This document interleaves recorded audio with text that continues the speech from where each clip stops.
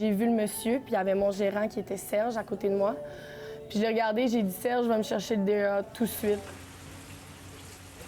J'ai descendu, puis dans le fond, ça se trouvait à être sur la 4e palier que le monsieur se trouvait. Donc vraiment en dessous où le quai.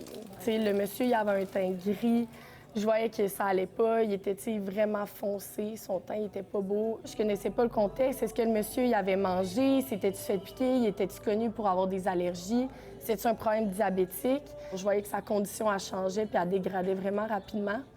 J'ai repris un pouls. Il n'y avait plus de pouls. Fait que j'ai commencé le massage cardiaque. C'était une des filles qui étudiait en technique ambulancière, une fille que je pouvais avoir confiance dans cette situation-là. Quand il est arrivé, on lui a posé tout de suite le défibrillateur. Il a vu qu'il n'y avait plus de pouls, il a donné son choc.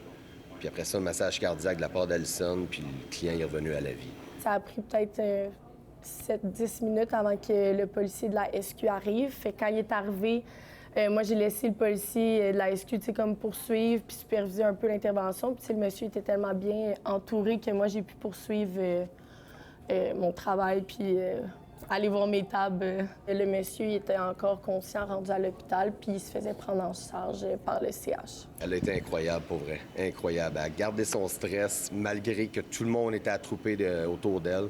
Tout le monde lui disait quoi faire. Elle savait quoi faire, elle n'écoutait pas. Elle faisait ce qu'elle avait à faire, puis elle l'a super bien fait. On a eu dans le passé quelqu'un qui est décédé sur les lieux. Puis ça nous a sonné une cloche. On aurait peut-être pu lui sauver la vie si on avait eu l'instrument. Peut-être pas, mais après cet incident-là, on en a acheté un, ouais. Tout le monde peut avoir des malaises. Tu as des clients d'un certain âge aussi, tu en as des plus jeunes, tu en as qui ont des problèmes de santé. Je pense que c'est primordial qu'un établissement, qu'un commerce ait ça. Si vous aviez quelque chose à dire là, aux autres restaurateurs qui pourraient peut-être vivre la même situation, ce serait quoi? Ah, n'hésitez pas. Pour vrai, ça coûte peut-être cher sur le coup, mais sauver une vie, ça n'a pas de prix.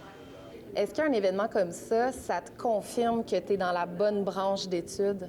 Bien, ça, c'est certain, parce qu'à l'école, on apprend, on fait des scénarios de pratique, mais on les fait sur nos collègues de classe, on les fait sur des mannequins. Fait que c'est sûr que le vivre, puis de voir comment j'ai réagi, je pense que ça me prouve vraiment que je suis dans la bonne voie pour mes études.